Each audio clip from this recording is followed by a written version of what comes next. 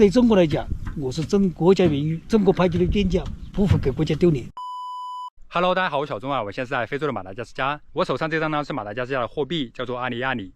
在这个钱上面呢有银树稻穗，这个水稻呢就是来自于咱们中国的杂交水稻。在2017年，马达加斯加政府为了表示对袁隆平院士的感谢，把咱们中国的杂交水稻印在了他们面值最大的货币上。那今天就跟着小钟一起来了解一下中国杂交水稻在马达加斯加的故事吧。这个地是跟马国农业部合作，然后我们从马国政府那里拿地签订租赁协议，然后每年向马国政府提供我们所收获的稻谷，然后他们将这些稻谷分发给受灾的民众，还有一些贫苦的民众。所以你们收成都会捐给他们？对对对。宇飞在这里是做什么工作呢？我主要做的是翻译嘛，翻译，然后关于政府外联。胡伯，您是新闻里面常看到您啊。胡老，您是湖南哪里人啊？湖南宜阳沅江的。这些就是已经打掉了哈。对，已经打掉了。你看他们这边打稻谷还是用那种比较传统的方式在打哈。对啊，他们国家政策与我们国家有一定不相同。他们的土地是私有，他们买下来一买就是99年，99年以后他也可以，过得到自己的子孙。所以说国家要到哪一个地方搞什么建设啊，都地主不同意就不同意。咱在国内的话，大概是什么年代还是用这种方式呢？50年代我们用那个磨走的那个板桶，板桶啊，方的啊，那个筛子在里面板。对。60年代以后就开始实行打稻机了，是那脚踩的打稻机，对，踩的那个。脚踩70年代就开始有那个小型柴油机。那像这边的话，就是胡老，他们怎么不说用那个机器啥的来去收呢？第一呢，他们的劳动力生育很多，他们也不乐意买，他们有工作岗位，10年，他们一天搞得7、8里或者10几块钱的，他有工作天天。是的。再者他有时间呢，1年只搞1集呀，其余的时间在哪里啊？也不赶时间啊。这个谷子的话，杂交水稻如果是在市场上买的话，零售是卖多少钱1公斤呢？有3000的，有4000多的，有2000多的，看米质。看米的哈，那像这种米的话，在当地算是这种米是我们最好的优质杂交米，优质杂交米是不是高档米？咱们这个杂交水稻1公顷的产量大概是在多少呢？一般上马国人民做呢，他们是5到6吨，像我们做的是8到9吨。哦，就是翻1倍，1公顷。就是我刚刚有留意到，咱们这个杂交水稻的特点和当地马国水稻的特点还是有蛮大区别的。他们当地的马国的会比较高一点。你看到他们的品种啊，第一，它那个枝干比较高，对，它的牌子比较细，对，有时候一些没有我们这的你说我们的牌子很密，你看到？对，是的，紧密，它们很细。第三，它们的坑口率很高。我们呢，你看有好多坑口吗？基本上是实心的哈，基本上都是实的啊。他们今天上午收了24袋，24袋，对。70公斤袋。你看这个袋子上都有写袁氏国际，在非洲很多国家都能看到这个公司的影子啊。哇，他们这个70公斤就说顶就顶哎。你看看厉害吗？我去试一下。你是牛呢？哪是牛？我不是。搞错了，再来。7万多。好。哎，在哪里啊？这里啊。好。好，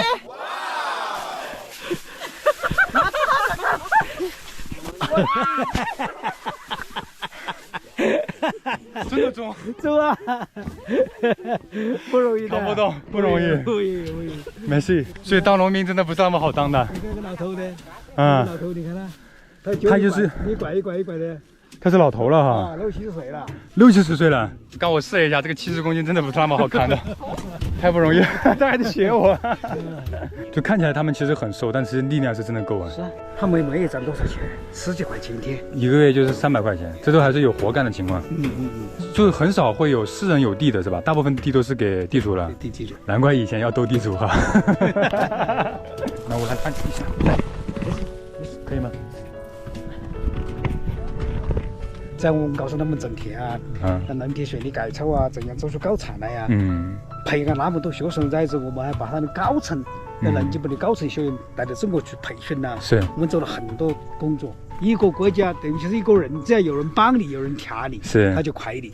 我们就不像法国他们，他们西方国家下的就并不是说让他们扶入去了。那像胡老就是在这个马达哈，我看他们当地人的收入是算是在非洲来说都是比较低的哈。原来不是说马达加斯是倒数第3还是第几啊？一家农户没有东西吃了，是那个仙人掌仙人掌，啊，其实都把豆子搞坏了嘛。天哪！还有那个起了个马蜂窝，那马蜂窝啊！我一堆起的那个马蜂窝的东西，天哪！结果全家争夺死亡。就是您在这马达加斯加10多年，您是把这所有的角落都跑遍了哈。那胡老，就是您在这边去推广的时候，去讲解这个杂交水稻的时候，也是用他们当地语，你在这里学的哈？对。学了多久啊？我学了3年会说了，他们能打交道的，但是我不会写啊。所有人说，胡老之前已经说过一句话，那是你接受一个央视的采访，就是我们来到这个地方是来推广这个杂交水稻的，也不是说什么专家不专家，我们就是你的朋友，真心实意的去帮你们把这个做好推广，让你们能够吃饱饭。这句话说的很实在。我就很现在，我跟他们穿戴都是一样的，就像农民一样，我的皮肤跟他们一样的。对，他们大部分人看到我就是马国人，是。那我的肤色也跟他们一样的，语言也是一样的，跟他们到一起闹着的也是一样的，都很会。就没有价值哈。哎呀，他们都是差了别。我们不管是从能力、技术高全手这些技术，还有一个方面就是本地人的素质问题，我也见过的。你像有的人呢起痘嘛，有的人调皮也偷嘛，我就跟他们父母讲，你的孩子要培养自己多读点书，要懂知识，懂知识的你什么都会，你的工资就高，你家庭生活质量也好。如果说你教育你的孩子，让他出头，让他出来，你不管，那他永远是穷人，是他富不起来，没饭吃。你现在找到中国人这个办，我去反正是这些低级土地，人家不要的，你把它走下来，哎，我包你，你种杂交水稻，你按我的技术操作搞，你能够1公顷拿到多少产量？你把粮食买个就是钱。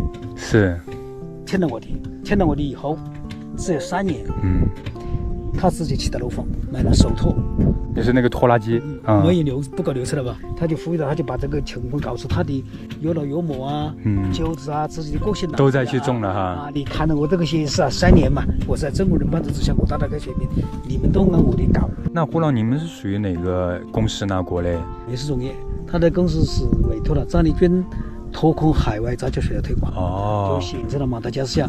我是湖南原市农业发展有限公司。不过您这个是真的让人佩服，待了10多年，不容易，真不容易。我开那个宁夏买的那个小型拖拉机，到那里就翻耕的时候，一个档很深了，我问到这里了，我问下去了，后尾是当开的那个手托，我始终的拧到那里的扶手，他把我从那沼泽里头拖出来的。哇！我们在那种条件之下搞过几年。那胡老，您打算干到什么时候回国呀？这个事情呢，按照我的年龄来讲，我现在就可以回国了。66了都。我为什么这现在没走呢？你像年轻人一来，或大学生一来，他们吃不了这个苦。谁跟你干呢？90的吃了苦，干3年，他回去要结婚了吧？对。结婚了，老婆的一结婚就只该一部分权利，老婆50%不愿来，你也来不了，是吧？他一生了小鬼，你就跟你来不了。胡老，您家人、您爱人，他愿意就是长期跟您分开啊？不愿意，有很多原因和牢骚，但是我只好跟他做改释了。您是现在目前是培育了3种，就是适合这个马达加斯加当地这个气候啊、土壤的那个种子。那你可以给我们讲一下这3种是什么吗？这3种，一个902赣山，一个901，一个902，都是杂交系列，但是它的都是山西，我们国家有政策，只能山西出国2系是不可能，这是种子法规定。